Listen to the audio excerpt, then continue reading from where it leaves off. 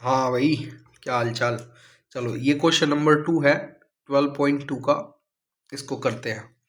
Rachel, an engineering student, was asked to make a model shaped like a cylinder with two cones attached at its two ends by using a thin aluminum sheet. तो भाई ये बोल रहा है कि एक लड़की थी रेचल, उसने एक मॉडल बनाया और वो ना ऐसा था। यहाँ पे तो सिलेंडर है और यहाँ पे एक कोन लगा हुआ है और यहाँ पे भी एक कोन लगा हुआ है, ठीक है। और जो ये कोन है ये थिन एल्यूमिनियम शीट का बना हुआ है, ठीक है। The diameter of the model is 3 centimetre. जो ये मॉडल की जो ये डायमीटर है ना, ये है 3 सेंटीमीटर। तो भाई जो ये सिलेंडर की डायमीटर है वही हमारी कोन की भी होगी, ठीक है, सही है। And length of the model is 12 centimetre. तो ये यहाँ से लेके यहाँ तक है ये 12 सेंटीमीटर, ठीक है। ठीक। If each cone has height of 2 centimetre, तो यहाँ से लेके यहाँ तक ये 2 सेंटीमीटर और ये भी 2 सेंटीमीटर। तो भाई हमारी जो ये सिलेंडर की हाइट है ये कितनी बचेगी? 12 में से 2 और 2 4 माइनस कर दो तो होगी 8 सेंटीमीटर, ठीक है भाई। Find the volume of the air content in the model that Rachel made, assume the outer and inner dimension of the model to be nearly the same. बोल रहा है इसमें कितनी एयर आ सकता है, उसकी कैपेसिटी वो वॉल्यूम फाइंड आउट करो, और जो इसकी थिकनेस है ना जो हमने यूज की है मॉडल के अंदर एल्यूमिनियम शीट, उसकी नेग्लिजिबल मानो, ठीक है। तो भाई पहले लिखेंगे हम for cylinder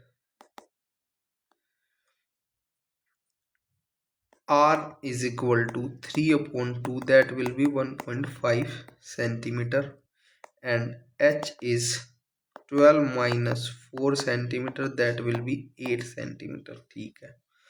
four cone R is equal to 1 centimetre, क्योंकि वो तो सेम है दोनों में, और H जो है हाइट वो कितनी हो जाएगी भाई? 2 सेंटीमीटर, ठीक है। तो भाई अब हमें इसकी जो वॉल्यूम निकालनी है तो क्या हो जाएगी? वॉल्यूम ऑफ मॉडल, या फिर ऐसे ही लिखेंगे और फिर लिखेंगे volume of cylindrical part plus volume of two conical parts, ठीक है। तो वॉल्यूम ऑफ सिलेंडर क्या होती है भाई? 2 पाई, 2 नहीं होती, पाई R²H plus volume of conical part क्या होती है भाई? एक तो यहाँ पे ये 2 कोन है इसलिए 2 लिख दिया, और कोन की वॉल्यूम होती है 1/3 पाई R²H। अब भाई देखो यहाँ पे ये और ये R सेम है, बट ये H और ये H अलग है, ठीक है।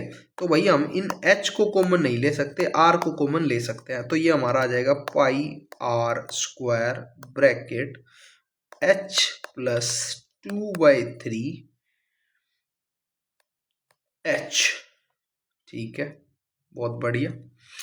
तो भाई 22/7 इंटू R है 1.5 इंटू 1.5 ब्रैकेट H। भाई H किसकी H है? ये वाली H है, तो ये वाली H है सिलेंडर की, तो ये 8 हो गई, प्लस 2/3, और ये H कौन सी है? ये वाली H है, तो ये H कितनी हो जाएगी?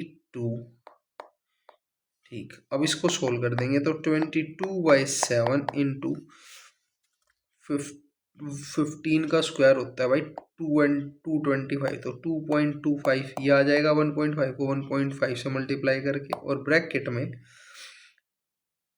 8 में 4/3 ऐड करना है, तो 8 3 जा 24 प्लस 2 2 जा 4/3। सोल्व करेंगे तो ये आ जाएगा भाई 22/7 इंटू में 2.25 इंटू में 28/3। 7 4 जा 28, और ये भी पॉइंट हटाया, यहाँ 100 आ गया, और इसको 3 से कैंसिल आउट करेंगे तो 3 7 जा 21 और 3 5 जा 15। तो अब हमारे पास जो चीज़ें बची हुई है ना वो ये बची हुई है भाई 22 इंटू में 75 इंटू में 4/100। तो 25 3 जा, 25 4 जा, 4 से ये 4 कट गया। अब हमारे पास बचा है 22 इंटू 3, ये होता है 66 सेंटीमीटर क्यूब, क्योंकि वॉल्यूम है तो यहाँ पे हमेशा क्यूब ही आएगा। ठीक है, आंसर तो ये है भाई हमारा आंसर, इसको ऐसे करना था। तो उम्मीद करता हूँ आपको ये अच्छे से समझ आ गया होगा। ठीक है, अगर नहीं आया तो वीडियो को दोबारा से देखें और अपना पेन खुद चलाएं, मतलब खुद से लिख लिख के देखोगे तो क्लियरिटी आएगी। अगर सिर्फ समझ रहे हो कि सुना और ये सब आ जाएगा तो ये कोई गाना तो है नहीं, मैथ्स है, प्रैक्टिस करने से आएगी। ठीक है, सिर्फ वीडियो को देखोगे तो ऐसा लगेगा कि आ गया, बट सोल्व करने लगोगे तो दिक्कत आएगी।